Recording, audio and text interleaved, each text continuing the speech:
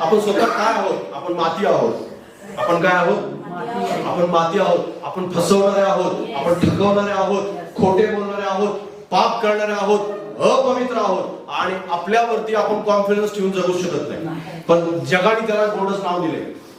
काय गोंडस नाव आहे? Self confidence. सेल्फ कॉन्फिडन्स असला ना आपण पुष्कळ काय काय करू शकतो. पण सेल्फ कॉन्फिडन्सनी कोणी स्वर्गात जात नाही. हे लिहून ठेवा. सेल्फ कॉन्फिडन्सनी कोणीही स्वर्गात जाणार नाही. बाजूला सांगा, सेल्फ कॉन्फिडन्सनी आनंद काळाचं जीवन नाही.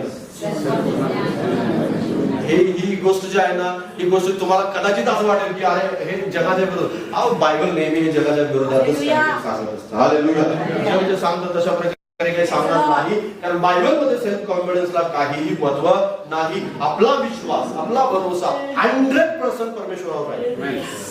100%. हालेलुया. 10% तुम्ही स्वतःवर ठेवलं